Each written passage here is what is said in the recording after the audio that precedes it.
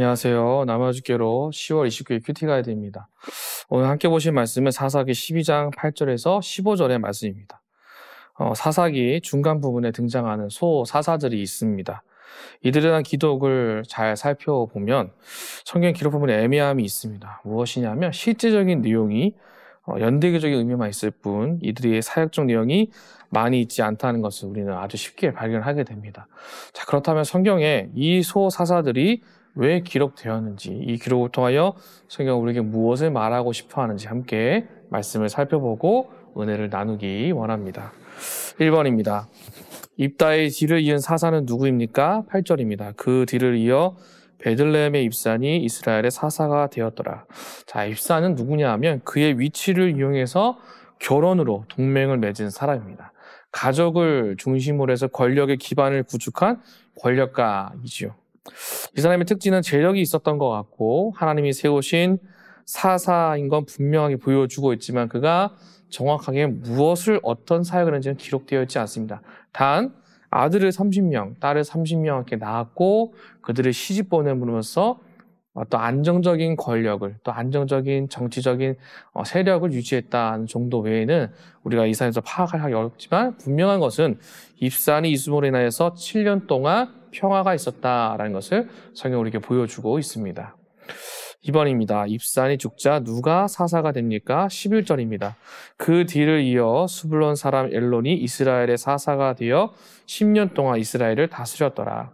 입산 이후 엘론이 10년 동안 사사로서 역할을 감당하게 되었습니다. 그러나 특별히 이 사람도 그가 무엇을 하였는지에 대해서 성경은 연수를 제외하고는 말을 하지 않고 있다는 것을 우리는 아주 쉽게 발견을 하게 됩니다.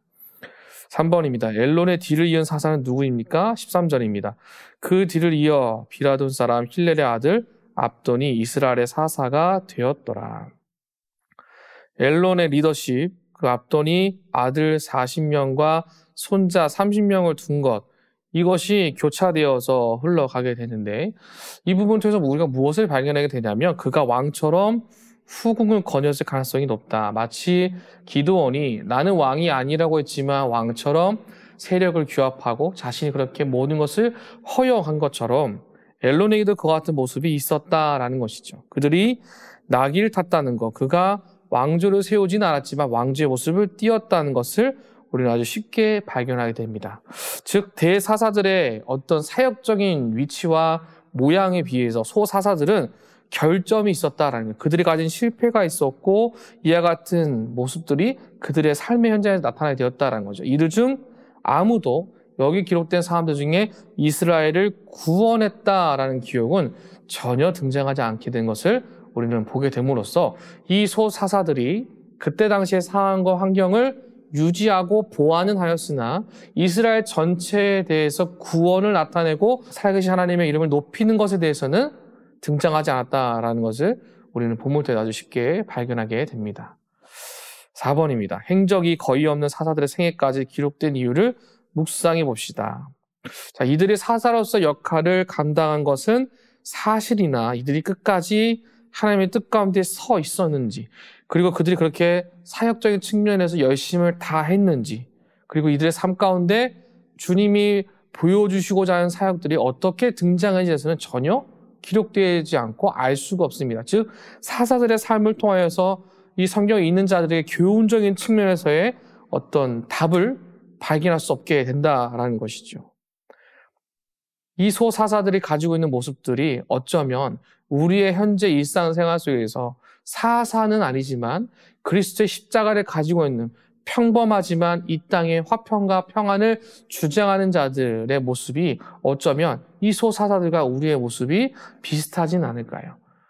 때로는 우리가 더 큰 일을 감당한다고 하였지만 우리의 소소한 내면의 삶의 현장 속에서의 화평을 누리는 것이 중요하다. 그러나 그 안에서 이 사사들처럼 아들을 많이 낳고 마치 자기가 왕인 것처럼 권력을 행사하는 것이 아니라 내게 주어진 곳에서 온전히 하나님의 뜻을 나타내는 것, 그 일에 최선을 것을 다하는 것이 가장 중요한 이 성경에 기록된 소사사들의 목적이지 않을까 하는 것을 보게 됩니다.